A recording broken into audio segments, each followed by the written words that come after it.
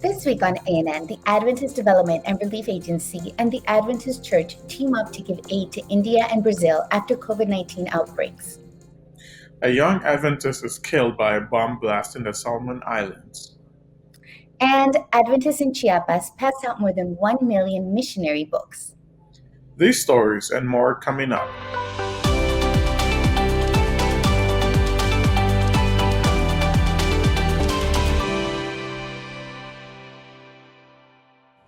Thank you so much for joining us this week. First in the news, leaders of several Seventh-day Adventist organizations are joining forces to provide urgent assistance to India and Brazil. In a May 4 action, the Administrative Committee of the General Conference, better known as GC ADCOM, voted to release contingency funds and ramp up the coordination of efforts by various church organizations to assist those two pandemic-ravaged nations. Adventist leaders explained that several church organizations have already been assisting many countries affected by the lingering COVID-19 pandemic. ADRA in India has launched several projects in partnership with the Seventh-day Adventist Church health system in India. The GC ADCOM reported that initial estimates in financial support, program strengthening, and in-kind totals about $250,000. Since the pandemic began, the ADRA COVID-19 response in India has totaled more than $1.2 million, with another $1 million expected in the coming weeks. Assistance to India so far has included one oxygen generation plant for Surat Seventh-day Adventist Hospital and 3,000 personal protective equipment kits to Adventist hospitals in Bangalore, Pune, and Nusvid. ADRA India also partnered to provide 20 oxygen concentrators to those three hospitals and specific support to 4 vaccination centers for 3 months in Delhi. GC ADCOM's action provides that the General Conference, in partnership with the Adventist Health Ministries Department and Adventist Health International, based at Loma Linda University Health, will assign a combined $200,000 from the GC World Contingency Fund and other sources to be distributed proportionately among 11 Adventist hospitals across India. Besides the healthcare institutions assisted by ADRA India, these funds will support the battle against the pandemic in Adventist hospitals in other locations throughout India. The May 4 action also includes applying $75,000 from the GC World Contingency Fund for 3 large Adventist hospitals in Brazil. These healthcare institutions located in Rio de Janeiro, Manaus, and Belém have been significantly affected by the last wave of the pandemic. Leaders noted that COVID-19 cash relief distributed to Adventist healthcare facilities and World Division Health endeavors has exceeded $1 million over the past 9 months, not including the amounts voted this week. These initiatives have been funded by the General Conference, Adventist Health International, GC Health Ministries Medical Mission Funds, and a special donation by the Chinese Union Mission for cash and masks. Since April 22, India has reported more than 300,000 cases every day, according to CNN updates based on figures released by the Indian Health Ministry. On May 6, it recorded more than 412,000 new COVID-19 cases, a new single-day record. As of May 12, authorities have identified more than 23 million cases. India also reported more than 4,000 deaths on May 11, the 14th consecutive day that the number of fatalities exceeded 3,000. In the statement released May 6, General Conference President Ted N.C. Wilson asked Adventist leaders and members around the world to pray for the Lord to work through Adventist hospitals and healthcare professionals to bring relief from this devastating pandemic. Wilson said, "May this be a wake-up call to all of us that Jesus is coming soon, and we need to be sharing the righteousness of Christ beautifully placed in his 3 angels' message and the hope of Christ's soon return. In the meantime, let us do all we can to follow in the footsteps of Christ as we minister to those in great need." For more information, visit adventist.news. A young person from Kukum Seventh-day Adventist Church in the Solomon Islands died on May 9 in a tragic bomb blast at Lengakiki Heights, West Honiara, when a 105mm U.S. projectile left from World War II exploded unexpectedly. Kukum youth leader Raziv Hilly died from injuries after being rushed to the National Referral Hospital. He was 29. Two others remain in hospital in critical condition, and one sustained minor injuries. Reports stated that four young people were cooking food on a wood fire for a fundraiser when the incident occurred. They had been unaware that the heat from the fire would trigger the bomb. Tributes have flowed in across social media, remembering Mr. Hilly for his bright smile and cheerful spirit, dedication to youth ministry, and service to God. The government, Ministry of Aviation, and Communication also expressed their sincere condolences. According to RNC News, large areas of the Solomon Islands are littered with debris from World War II, including many unexploded bombs that continue to kill and maim locals even 75 years later. The incident follows the death of two people in Honiara last September due to another explosion. More than 1.1 million samples of the Missionary Book of the Year were distributed across Chiapas, Mexico in April. The statewide initiative led thousands of Seventh-day Adventists to share the book with everyone in their communities amid the ongoing pandemic. The book, Hope for Troubled Times, by Seventh-day Adventist evangelist Mark Finley, included a bookmark with telephone numbers of Adventist churches throughout the state. Also included was a special invitation to a national evangelistic campaign scheduled for June. From very early in the morning and most of the afternoon, church members organized by churches, youth clubs, and other ministries took to the streets, visited homes, hospitals, mountainous regions, and public spaces to share copies of book. In the mountainous region, Adventist women gifted the book along with a traditional refreshing drink made of cocoa to drivers. In Juan de Grijalva, a rural community in the western part of Chiapas, where most of the population is Adventist, young people and children spent the entire morning sharing food, water, and handing the missionary book to drivers who had been detoured after an accident blocked the main highway that connects Chiapas to Mexico City. Dozens of motorists caravaned throughout Tuxtla Gutierrez, the state's capital, with balloons and messages of hope as they distributed the book to onlookers through the streets. At the later hours of the afternoon, leaders at the Chiapas Mexican Union office transmitted a live program where testimonies were shared on the day's experiences via Facebook and YouTube. On March 19, a deadly fire broke out in a residential area of Cavite, in the Philippines that left approximately 80% of homes destroyed. More than 1,000 individuals from 511 families were affected, and 450 survivors had their homes totally devastated by the fire, according to an initial damage report submitted by a local Adventist Community Services team of the Cavite Mission. The Adventist Development and Relief Agency sent us this report.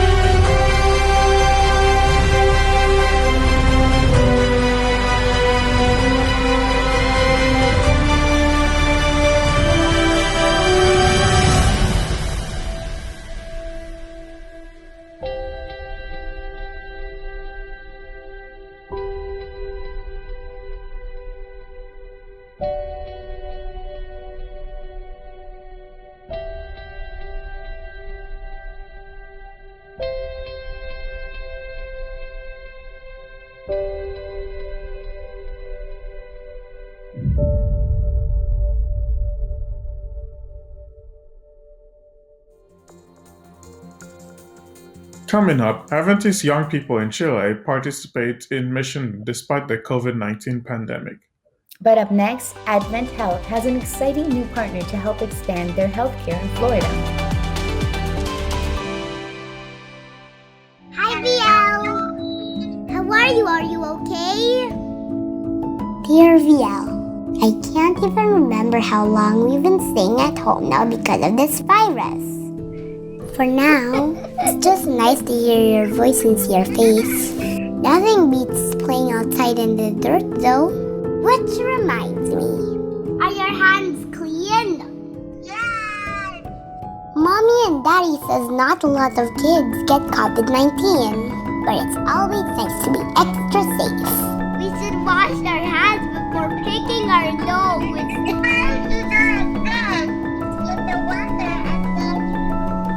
Washing our hands protects us, but it also keeps us from spreading the virus. In case we touch something dirty. Let's always be clean and safe, okay? Love, Joey.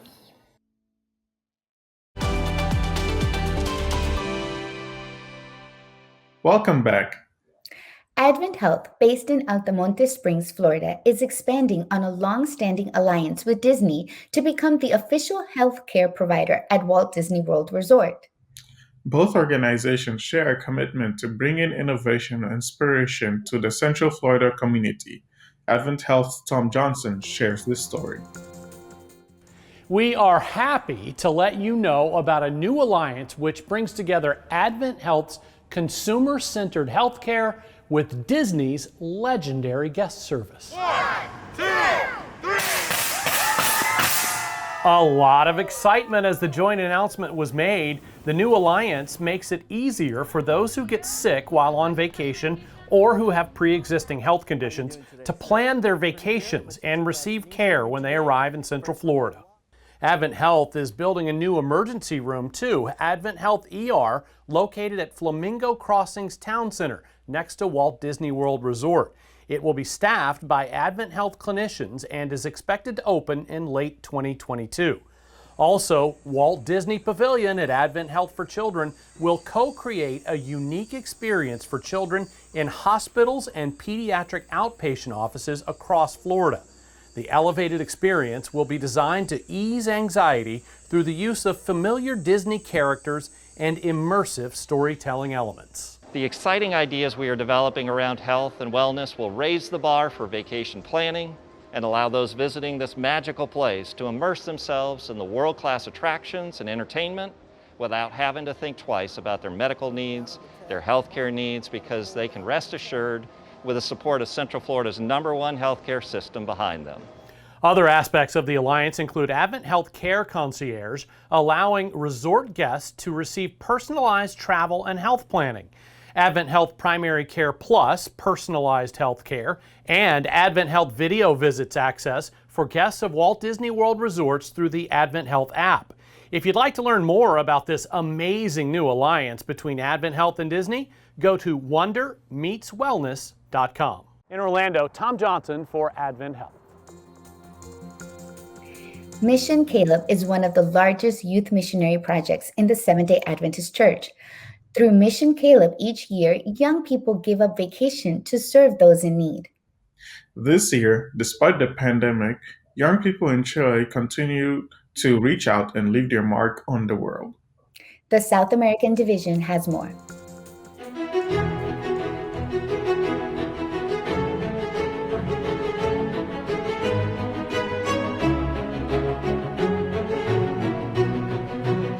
El mayor proyecto misionero del mundo se caracteriza por reunir a jóvenes adventistas que desean brindar ayuda social durante sus vacaciones.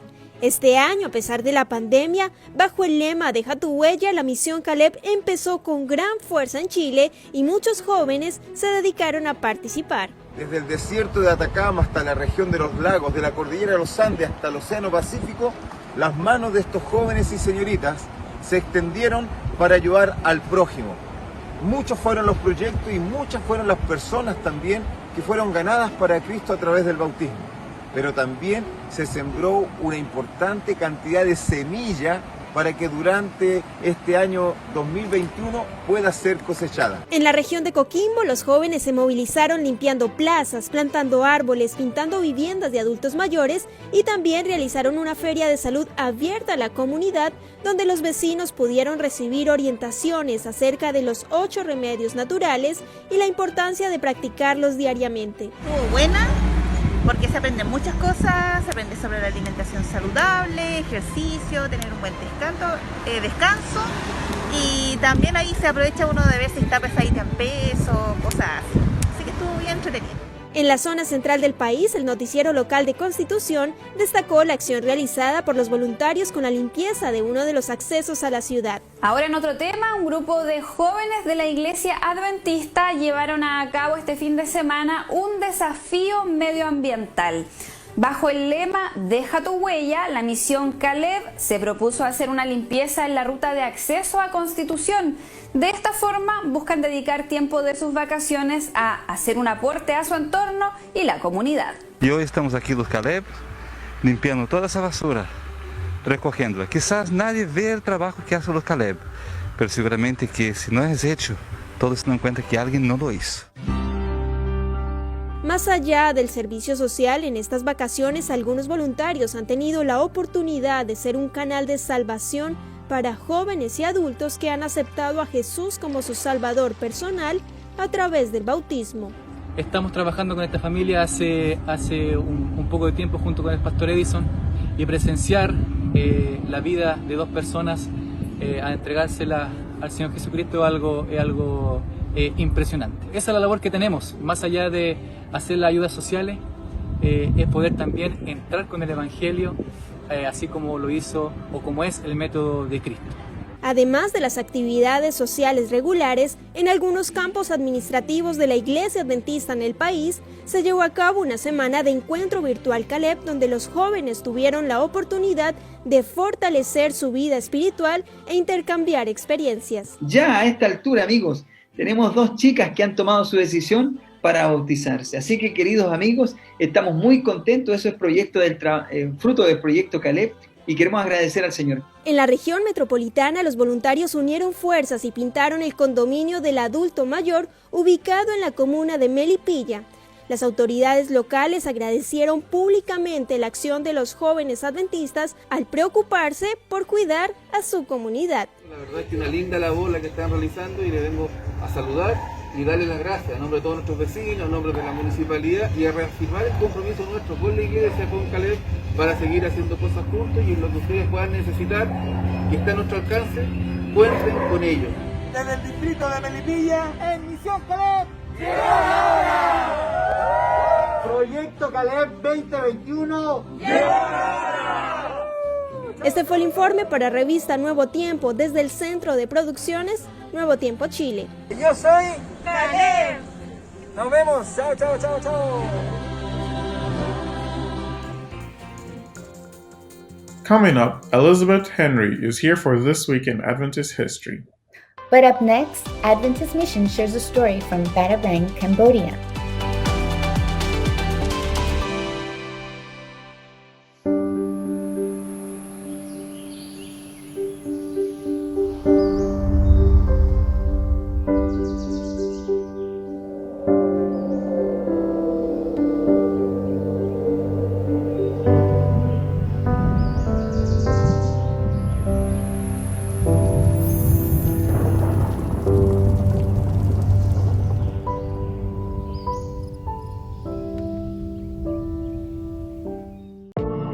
Why is there evil in the world?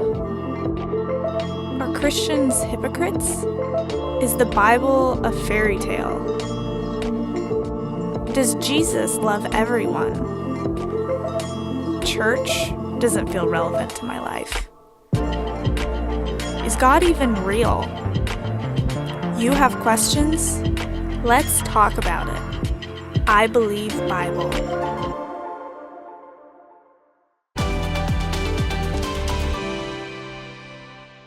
Welcome back.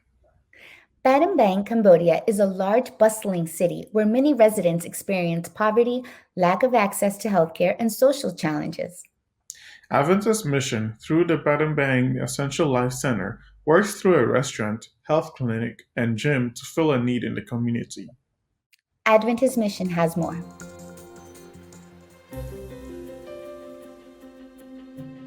Battambang, the third largest city in Cambodia, is steadily becoming the country's business and industrial center. Despite the fast-paced growth and economic development here, many residents experience poverty, lack of access to health care, and social challenges.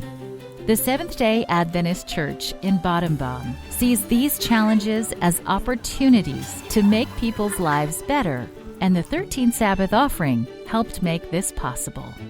As Jesus taught us how to live a better life, we want to use this place to share people how to have a better life and encourage them to learn about Jesus Christ through the needs of people in this community. Pastor Shin and his wife Abigail are cross-cultural missionaries, and they manage the Battambang Essential Life Center. When they first arrived in Cambodia, they discovered that their greatest challenge in operating the center was that they couldn't speak the local language. Not intimidated, they met the challenge head-on and started to learn it. Meanwhile, local missionaries and pastors stepped in and willingly gave their time to start offering services of the Battambang Essential Life Center. We opened this center to serve this community of Battambang through restaurant, through clinic, through dental clinic, there's a gym, there's a language program, and also music classes. And until Jesus comes, we will fulfill His great commission to spread and share the gospel throughout this city and throughout the country. In 2018, the 13th Sabbath offering was collected to help construct this center. Thanks to your contribution to the offering, these programs were made possible. Since it opened to the public, it has become a community center in every sense of the word. Here, people come to learn, play, and make friends. The parents of the music school, they're absolutely excited about the center. They love the facility. They like I think they like me as a teacher. And they see their children partaking in this cultural education that's not offered anywhere in Cambodia. As far as I know, this is the only music school in town. The center is also a place where people can see glimpses of Jesus' love. During the construction of the building, missionaries began mingling with the local people, making friends and introducing them to Jesus. When the center opened, several people from Battambang accepted Christ and were baptized. Now they're all part of the team that's reaching out to more people in this growing city. This place really gives me a chance to know Jesus. I learn about Jesus through the love and care of the people at this center. The Battambang Essential Life Center has just started to reach out to the community, and doors are already opening. Let's pray for Pastor Shin and his family, and for all the missionaries in Battambang who are making an impact in this city. Thank you for making projects like this possible by giving to the 13th Sabbath offering each quarter. We thank you so much for your support. May God bless you.